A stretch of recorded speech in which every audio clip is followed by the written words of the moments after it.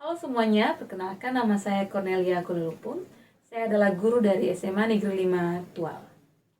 Pada video kali ini, saya akan membagikan praktek baik saya dalam kelas terkait dengan bagaimana saya meningkatkan hasil belajar atau meningkatkan motivasi anak dalam belajar matematika.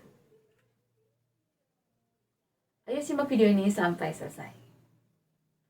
Matematika merupakan mata pelajaran yang cenderung dianggap rumit untuk sebagian besar anak-anak. Oleh karenanya, saya tertantang untuk bagaimana membuat anak-anak tertarik dalam belajar matematika. Di sini saya menggunakan pembelajaran berdiferensiasi untuk meningkatkan motivasi anak dalam belajar. Dalam melakukan pembelajaran berdiferensiasi, hal pertama yang harus dilakukan adalah yang pertama kita harus melakukan pemetaan kebutuhan murid. Di sini ada asesmen yang bisa kita lakukan. Yang pertama asesmen diagnosis non kognitif. Kita dapat mencari tahu profil belajar murid, misalnya kebiasaan, bahkan mungkin pengalaman, juga lingkungan belajar anak di rumah. Kedua adalah asesmen kognitif. Asesmen kognitif berfungsi untuk menentukan seberapa siap anak untuk belajar. Oke, selanjutnya setelah saya melakukan pemetaan, di sini ada banyak informasi yang telah saya dapatkan. Di antaranya adalah selain profil belajar, kesiapan belajar, kemudian ada juga minat dan bakat. Informasi ini sangat berguna untuk menentukan diferensiasi apa saja yang akan kita gunakan. Diferensiasi yang akan kita lakukan juga terdiri dari 3 bagian. Yang pertama adalah diferensiasi konten. Hal ini terkait dengan materi yang akan kita sajikan. Apakah kita menggunakan profil belajar murid misalnya untuk menentukan diferensiasi konten yang akan kita lakukan. Ketika kita memiliki profil belajar murid, maka konten yang kita sesuaikan adalah misalnya untuk anak-anak visual, kita akan menggunakan video atau foto yang membuat anak-anak visual itu tertarik melihat materi yang kita ajarkan. Begitu pula juga dengan auditori. Ketika kita melakukan atau menampilkan video, maka anak-anak auditori otomatis juga tertarik untuk melihat apa yang kita jelaskan. Sedangkan untuk anak-anak kinestetik, mereka cenderung digunakan atau mereka untuk anak-anak kinestetik, mereka cenderung tidak bisa diam. Maksudnya adalah mereka bisa kita libatkan dalam proses pembelajaran. Misalnya mereka sebagai alat peraga yang kita hubungkan dengan materi yang kita ajarkan. Contohnya, ketika kita mengajarkan materi terkait dengan bilangan bulat misalnya. Nah, anak-anak kinestetik kita pakai sebagai demonstran yang ada di depan. Misalnya mereka melangkah ke kiri, berapa langkah atau ke kanan untuk menggambarkan bilangan bulat yang kita maksudkan. Selanjutnya, ketika dalam konten kita telah menentukan bahwa diferensiasi yang kita gunakan adalah diferensiasi terkait dengan profil belajar, bisa saja kita menggunakan informasi lain dalam menentukan proses pembelajarannya. Jadi misalnya, diferensiasi yang kita lakukan dalam proses pembelajaran ini yang kita ambil adalah informasi terkait dengan kesiapan belajar murid. Nah, ketika kita mengambil informasi ini, maka anak-anak akan kita kelompokkan menjadi beberapa kelompok di mana terdiri dari anak-anak yang memiliki kesiapan belajar, misalnya paham utuh, dia terdiri dari kelompok tersendiri. Kemudian paham sebagian dan paham atau tidak paham sama sekali. Nah, itu mereka dipisahkan dalam kelompok-kelompok tersendiri. Nah, di sini terjadi diferensiasi proses berkaitan dengan informasi kesiapan belajar murid. Nah, bedanya adalah anak-anak yang berada pada kelompok paham utuh, mereka akan diberikan materi dan contoh misalnya yang disiapkan sehingga mereka bisa lebih mandiri. Di sini pendampingan guru tidak terlalu dibutuhkan. Kemudian yang kedua adalah kelompok paham sebagian. Nah, kelompok ini materi atau LKS atau bahan ajar yang diberikan tentu saja harus lebih mudah atau terurut dibandingkan dengan kelompok sebelumnya. Pendampingan guru terhadap murid-murid ini juga lebih banyak dibandingkan dengan kelompok yang pertama, yaitu kelompok yang paham utuh. Sedangkan untuk kelompok yang ketiga, yaitu kelompok yang tidak paham, di sini pendampingan sangat dibutuhkan oleh murid, sehingga guru cenderung lebih banyak berada pada kelompok yang ketiga dibandingkan berada pada kelompok yang lain. Gunanya apa? Karena anak-anak ini membutuhkan bimbingan yang lebih banyak dibandingkan dengan kelompok-kelompok yang lain. Di sini pendampingan harus dilakukan dengan intensif kepada anak-anak yang merupakan kelompok tidak paham. Berikutnya, ketika sudah menyelesaikan proses pembelajaran, ada juga diferensiasi produk. Nah, ketika kita memilih, kita akan melakukan diferensiasi produk juga, maka produk yang ditampilkan itu bisa jadi kita mengambil informasi minat dan bakat. Sehingga ketika kita memilih menggunakan diferensiasi produk berdasarkan minat dan bakat, di sini kita akan memberikan kebebasan kepada anak-anak menggambarkan atau memvisualisasi atau membuat produk terkait dengan materi sesuai dengan minat dan bakat anak-anak. Misalnya, ketika anak-anak cenderung menggunakan TikTok dalam kesehariannya, maka mungkin tugasnya bisa dalam bentuk TikTok. Atau misalnya ketika anak-anak yang suka melakukan seni kriya, mungkin mereka akan melakukan suatu benda atau hasil karya yang berhubungan dengan materi yang kita sampaikan. Begitu pula dengan hobi-hobi yang lain, atau misalnya menyanyi, puisi, semua hal itu terkait minat dan bakat anak-anak bisa kita gunakan sebagai cara anak-anak untuk mengerjakan atau membuat produk yang kita inginkan dalam suatu materi pembelajaran. Dalam hal ini, rubrik penilaian yang disiapkan guru harus juga terdiri dari beberapa jenis sesuai dengan produk yang anak-anak pilih. Karena kita tidak bisa menggunakan satu rubrik untuk berbagai hal atau berbagai hobi atau minat atau produk yang anak-anak tampilkan.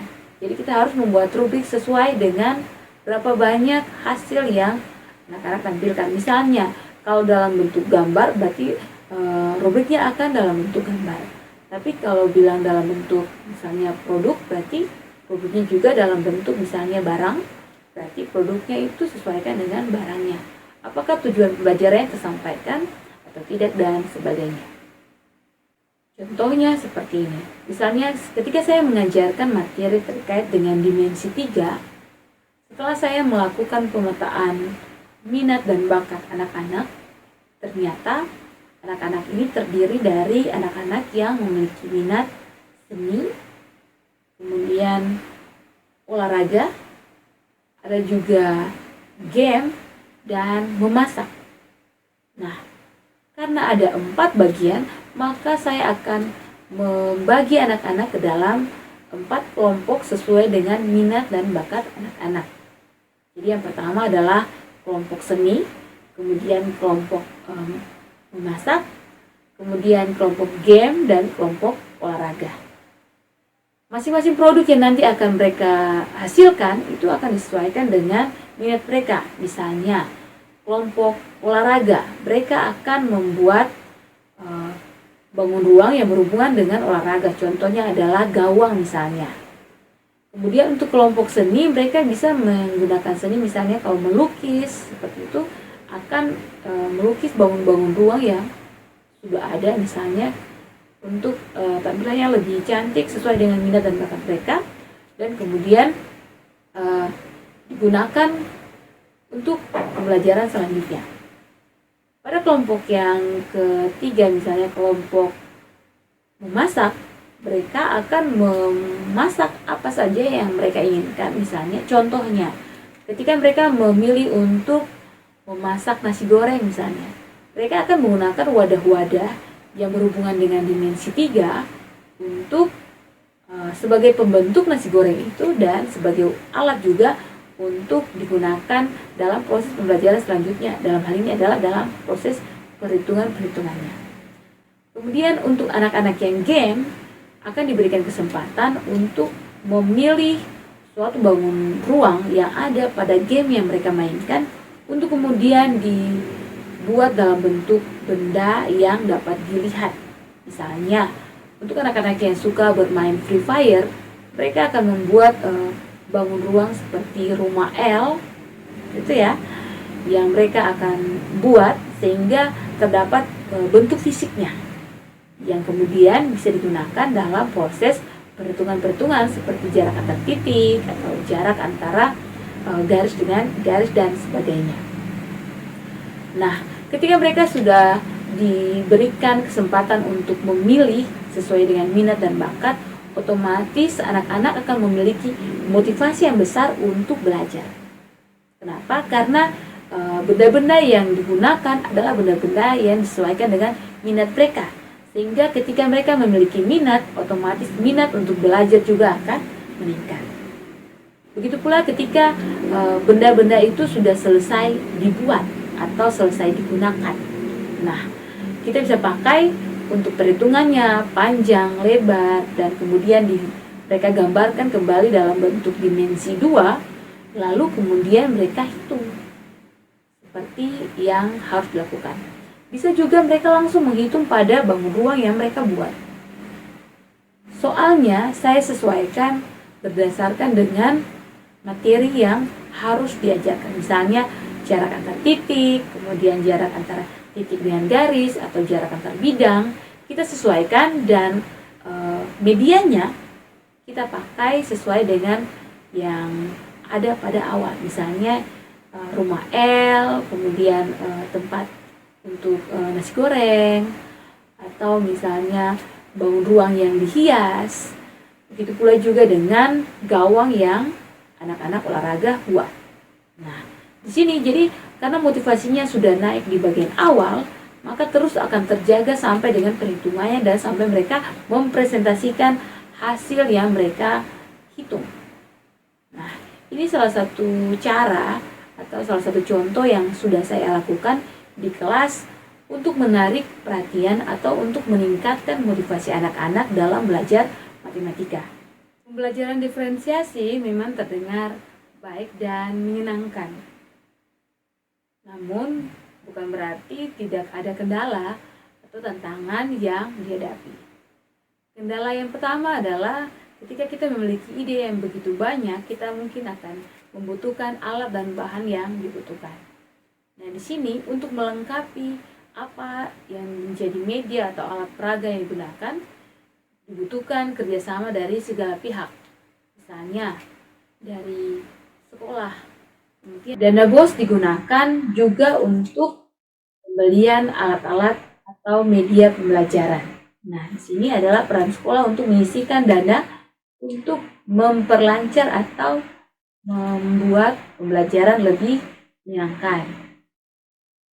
Kemudian partisipasi orang tua juga dapat digunakan untuk melengkapi semua alat yang dibutuhkan, alat atau bahan yang dibutuhkan dalam proses pembelajaran. Selain itu, guru juga dapat memikirkan bagaimana cara menggunakan lingkungan belajar untuk menjadi media pembelajaran. Hal ini sangat baik karena selain mudah terjangkau, anak-anak juga dapat memikirkan atau menyimpulkan bahwa pembelajaran yang dilakukan di dalam kelas itu juga berhubungan dengan lingkungan yang ada di sekitarnya. Atau bisa juga menjadi kesimpulan atau menjadi catatan bahwa pembelajaran tidak harus dilakukan di dalam kelas, tapi juga bisa dilakukan di luar kelas. Intinya adalah keberhasilan suatu proses pembelajaran tidak hanya berpulang kepada gurunya semata, namun ini merupakan kolaborasi aktif antara guru dan murid. Bagaimana? Demikian video berbagi praktek baik saya terkait dengan bagaimana saya meningkatkan motivasi belajar murid dalam belajar matematika. Semoga bermanfaat. Salam dan bahagia.